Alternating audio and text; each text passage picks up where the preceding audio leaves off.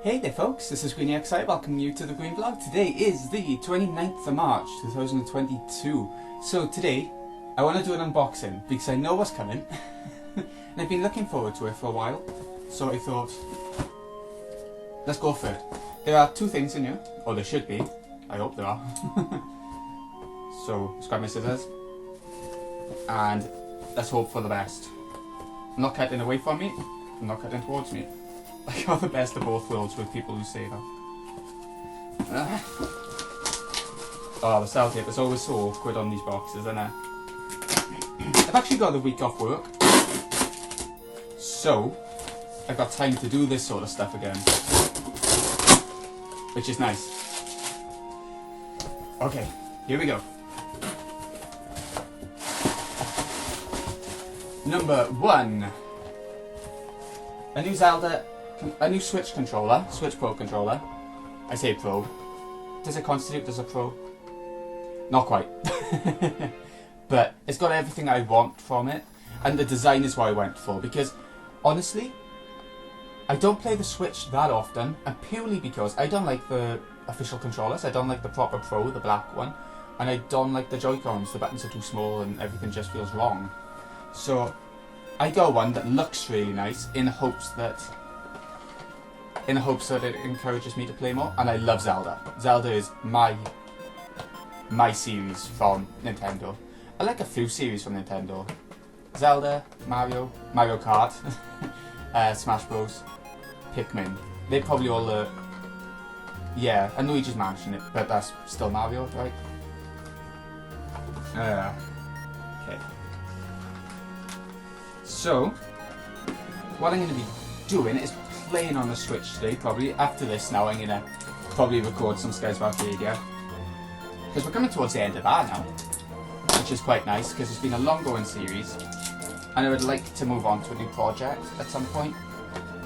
But, to explain why the sporadic episodes, partially lack of motivation, partially the fact, like I said, I want to move on to something else, and Skies of Arcadia is a very slow going game.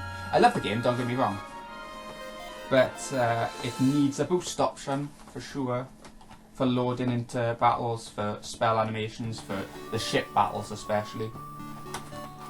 Yeah, it needs a bit of improvement and tweaking, I think, to be a game that I could replay ever again, probably. I've come to realise how while doing this series. There are other RPGs out there which are just so much speedier and so much... I don't know. But like I said, I do like the game. So, here we go. We got the box open. Charging cable, always good. And here's the main bit. Ooh, it feels pretty solid. Okay, I love it. I love the art on it. Yeah, it's proper. Like Skyward Sword, and even my favourite of the... Is this Skyward Sword? I don't know. It looks a bit like Twilight Princess Link, like the angular, the realism of it. But the colour style makes me think of Skyward Sword a little bit. But I love it, whatever it's meant to be. So, yeah, it's really nice. I got it on Amazon. It was £40. But, yeah, that's still cheaper than the Pro and all that. And it feels solid, like, not as heavy as the Pro. I don't think it's got amiibo functionality, but I can just do that with the Switch itself or whatever, so I'm not too bothered about that. Yeah, the analog sticks feel really nice. The D-pad, let's try it. Yeah, it feels nice. And the buttons, clicky. It's everything I want from a controller, I think. On the back, just to let you know, it comes with these two extra buttons, which I think you can map them to do different things. I'm not really sure. I'll have to read through the instructions a bit, I think. Does it come with instructions? It does. But also on the back, advanced gaming buttons, on the fly button mapping. Yeah, there you go. And it's wireless, which is nice as well. So it is. And motion control, so it has got that. I was wondering if it had that. The only thing it doesn't mention at all, not only the amiibo thing, it doesn't mention that, but also it doesn't mention if it's got the HD rumble kind of thing, which I don't really care about. If I'm playing a Nintendo game, I don't expect because they're lower priced and everything, Nintendo consoles generally, you don't expect them to be as high, not quality, they are high quality games, but graphically, functionally as good as possibly the PS5 or, you know, I'm not putting them down because Nintendo's been my thing since I was, since N64. But, you know, you don't expect as much out of the console, and you expect, for me, Nintendo consoles are like a side console to go with either the PS5 or the Xbox, or, you know, PC gaming, whatever you're into. But I'd never go without a Nintendo console. Every time one comes out, I get it. I haven't got like the new Switch, because God knows the improvements seem to be on the side of handheld, and I don't play it handheld at all. So, yeah. So, controller. The other thing that's in the box then. Here it is. Kirby! The new Kirby for Switch. Forgotten Land. I've never gone into Kirby. I've only ever played the first game. I played it on the Switch, funnily enough. And it was the one where you didn't even copy abilities. You just floated about and got through levels, and it was really short. And it really put me off the series. But I've tried the demo of this, and it's really good. It reminds me a lot of Mario Odyssey in the ability to copy abilities, but that is a Kirby thing. But easier. Like, I played on the hard mode on the demo, and I barely lost any health at all. It's Kirby. It's meant to be easy, right? And relaxing, which is what I need right now, I'll be honest with you. Because, God knows, work has been hard with a ton of redundancies going on, and I'm bloody shocked I haven't had a letter, but... but yeah. So I'll be playing Kirby today. I'm going to get some recording done, just to get out the way, so that I have all day then to play Kirby. And I cannot wait. It's even got a 2-player co-op by the looks of it. Not that I would do that. Is it online? Not by the looks of it. Don't care. I'll be playing a single player anyway. So yeah, Kirby. And because I got it from Game, UK store for 5 games obviously, they gave a free mouse mat, a Kirby mouse mat, which is quite nice. Like, I use the mouse on the bed. So, I guess maybe it'd be useful for that, but I don't have any issues with using it on the bed, to be honest, as a laser mouse. I mean, so yeah, mouse mat thing with it, which I quite like. I'll probably just keep it on the desk for no reason whatsoever. So that's everything for the unboxing. I'm really happy with the controller though. I was worried about that, because it's Nintendo, officially licensed for Nintendo and everything, but it's not like the proper Pro and everything, so I was a little bit worried. It says it's from the actual manufacturer, Power A. Don't know, I've never bought anything from them before, but oh, it looks really nice. This is going to encourage me to play the Switch so much more. And the shoulder buttons feel really nice as well. Yeah, I'm happy with that. And they had loads of different designs as well. I got it from Game as well, you know, all this package is from Game. And they have a ton of different designs. They got Pokemon ones, they got Animal Crossing one, they got loads of them. Go and have a look. You know, I'm obviously not sponsored, they're a major company. But yeah, go and have a look. They've got some really nice stuff on there. Okay, so the only other thing I really wanted to talk about, I've been playing a ton of games lately. I haven't made it a secret. I think I said on Twitter, I said on maybe a YouTube comment or two. I haven't been feeling the best, like mentally, I guess. So when I do that, I shut the curtains for maybe weeks on end, and I just steamroll through games. So I've been playing a few games. Last night I tried to play Hatsune Miku Project Diva, the future tone and colour tone and all that sort of crap that comes in with it. It's the one that you can play on PS5, I think it's for PS4. And it has a ton of songs and loads of different content with it. So I tried to play it. I love my rhythm games. I love my Japanese stuff. But the movies that play in the background with the other Vocaloids or whatever, not my thing. It was... I mean, no offense when I say this to anyone, but I cringed. I cringed quite a bit. It was too much for me. Way too much for me. Enjoy if you like that sort of thing.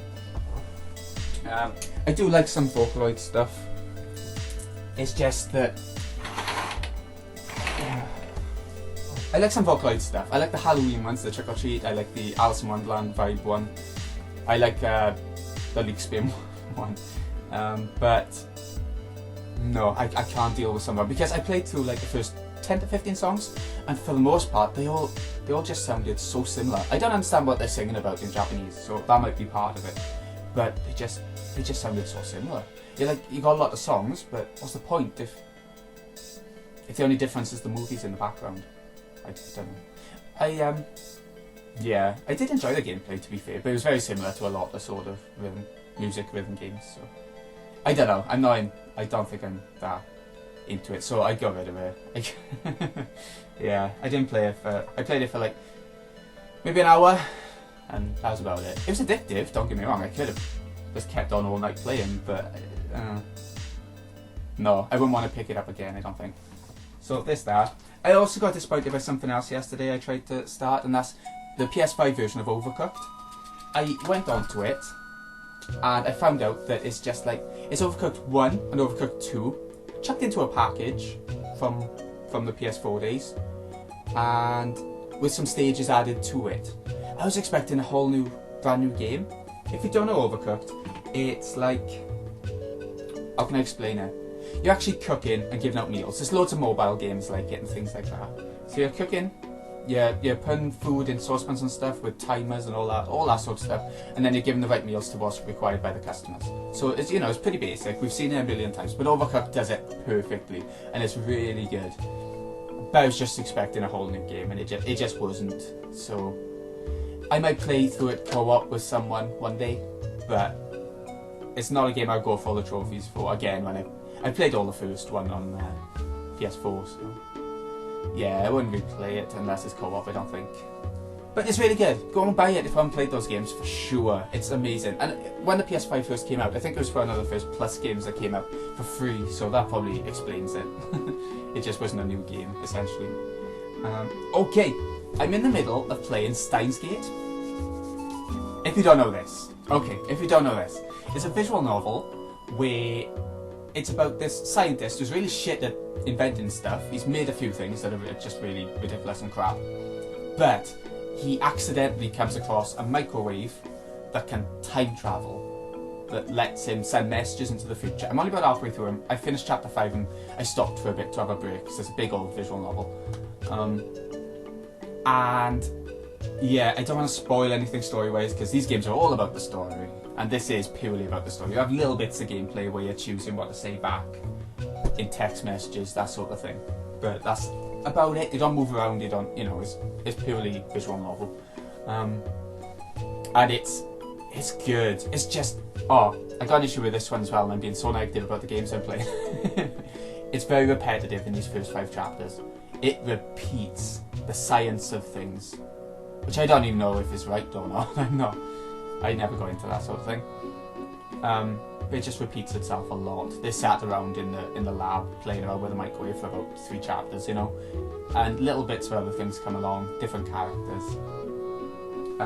But I'm enjoying it, and I can tell from the end of chapter 5, things are about to get really interesting, and I think the story's going to pick up so much. And I'm playing the version, is it called Elite? Steins Gate Elite or something like that, where is the version that came out after the anime that has the anime cutscenes playing in the background. I turned off the voice acting because God knows the voice acting it just felt really low quality, the sound of the voice acting. Like, the voice acting itself might have been good, but and it's Japanese voice acting only, which I normally watch anime with subs anyway, but when I was trying to read, the Japanese going on in the background was distracting me and everything, so I just turned all the voice acting off. And I'm just reading it with music, and that's really nice, actually. It's nice to sit back and just read through and relax, no stress, because you can't go wrong. I don't know if I'll go for all the endings. I'll probably get the one ending, whatever I get, and then I'll go on YouTube and just watch them. I don't really care about the trophies and stuff. I'd rather not play through everything like 5 times, and yeah, I'll just do a YouTube style of thing. And the game, because it came with something else as well. I can't remember the name of it, but it's Steins Gate something else, begin with a P, and it's, I think after a Google, it's like giving you different endings and different outcomes and things like that, which I'll play that as well, but just maybe not straight away after playing the main game. So it is a biggie. I think I'm about 15 hours in, and I'm at the end of chapter 5, so it's going to be like 30 hours or something like that for the main game. It depends if you can cut the game short by getting the wrong ending, and I normally accidentally do that with things. So, speaking of doing things badly, I finished yesterday Dark Pictures Anthology Little Hope. Right, so the Dark Pictures Anthology, they're like those games. Have you played Until Dawn, Fahrenheit, those sorts of games where it's just like Telltale. It's cutscene after cutscene pretty much, and you make choices and you have bits of gameplay where you walk around and examine things. So Dark Pictures focuses on horror, and they all connect by this one guy who's taking books out of his library and telling you ghost stories, and you're making the choices for the stories, you know. And it's really effective how it does it like that. The first game in the anthology was Man of Eden. It was a ghost ship story where you're a bunch of teenagers go to a ghost ship, and whether you can make the character survive or die or whatever. That I found really generic and boring, like really bad. Everything was bland grey for a ghost ship. Yeah. Second story, this one, Little Hope, is much more up my street. You are a bunch of students on a bus that crashes with your teacher, 5 of you, and you've got to try and make all 5 survive this sort of weird town that reminds me of Silent Hill, because there's so much fog and stuff and they can't leave because of the fog.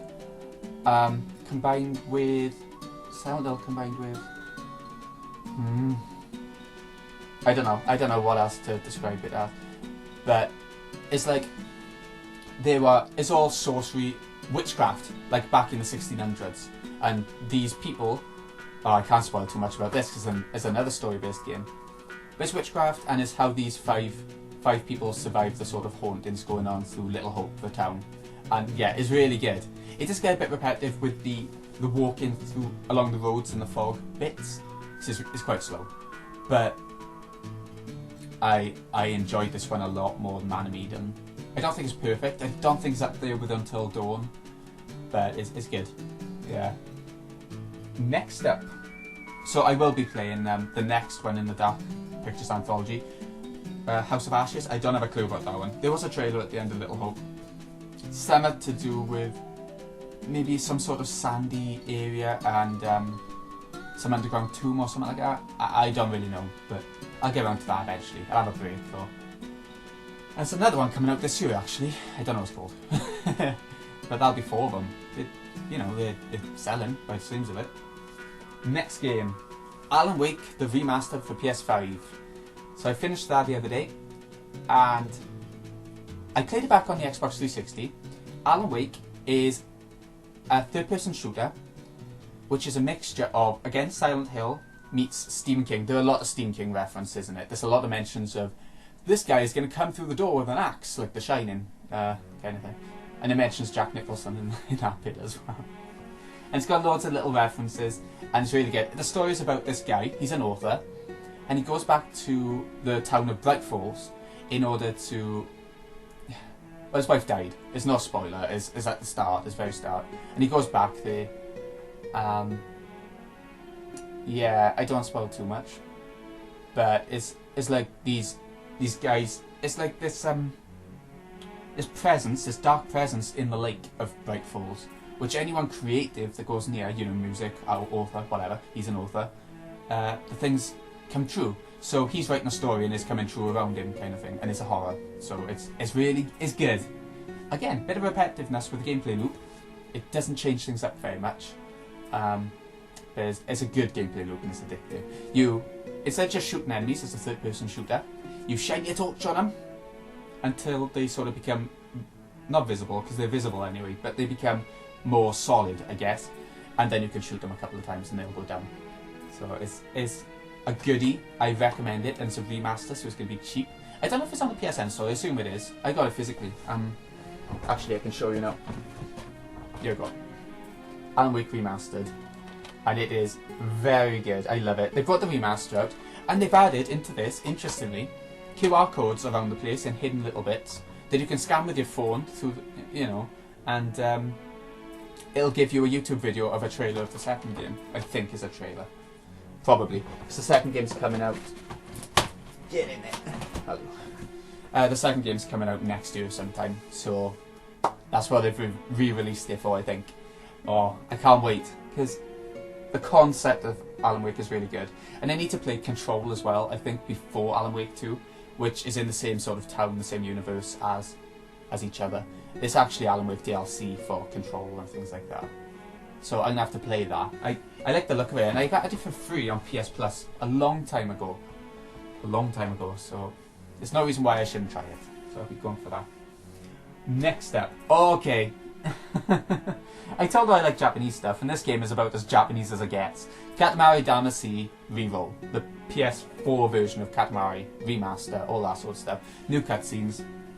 So, if you don't know about it, try it. You've gotta try it, or at least check it out on YouTube. You're this little guy, you're the prince of the cosmos.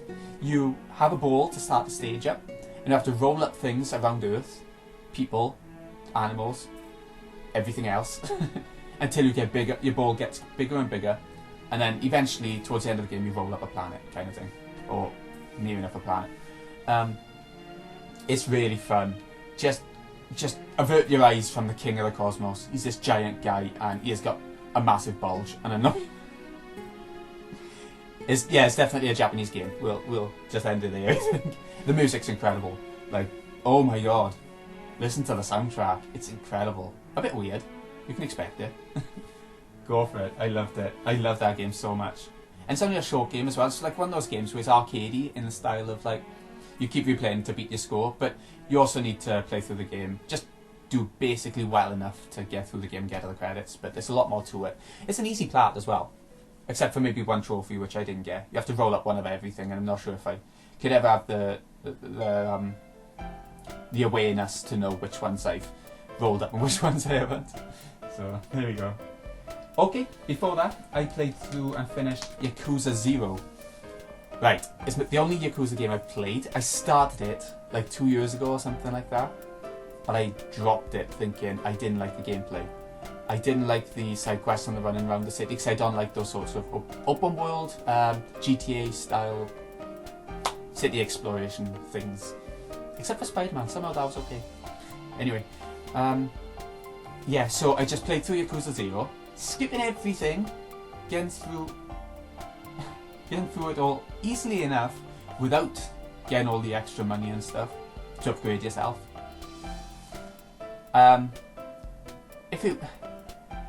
It's hard to describe what it is. It's a fighter where you explore a lot. A fighter like you run across people.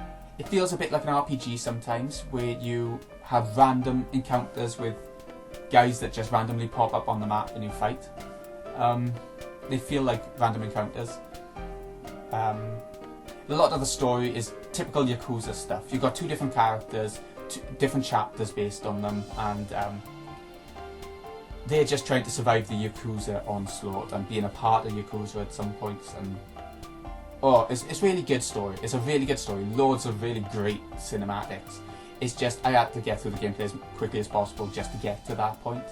I considered at one point just watching a YouTube video of all the cutscenes put together. What are they called? Sort of spliced videos. But I didn't in the end. I thought I'll play through it. Okay, I'll play through it. And I did end up enjoying the gameplay a little bit more. I didn't do the side quests. I did some. I did the one where the man is selling like Japanese schoolgirl knickers, and I did the one with the living statue where he needed to go to the toilet, so he needed to distract the people so they wouldn't see him moving. That was a good one. There were some really good side quests in it. I just didn't like the thought of the bigger side quests, like the business tycoon, the estate agent, all that sort of stuff. I wasn't into all that. So I just got through it relatively quickly, probably about 15-20 hours or something like that. But the story was amazing. Just be prepared to sit back for ages just watching cutscenes. That's the good thing about the game though. It's a good story. I particularly liked the blind girl and the trouble she got into in a Yakuza world. Having that fragile character really improves the game. It's been proven in survival horror games so many times.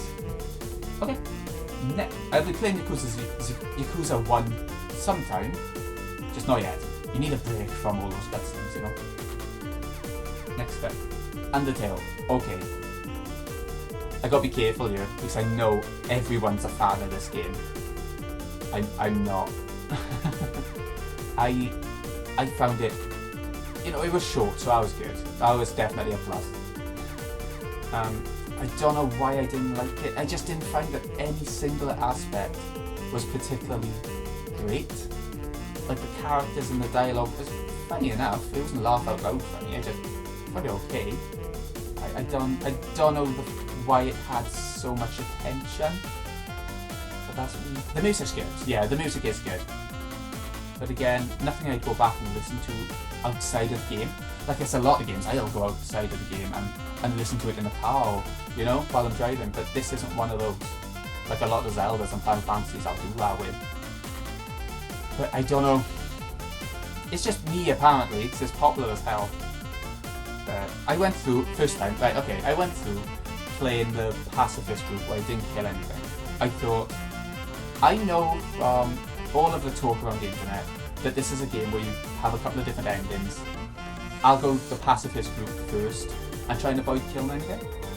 And it worked out, I got it. I got a plat actually. It was an easy plat. But I just, oh my god, I was gonna play through it again, killing everything. That might be more fun, and it probably is.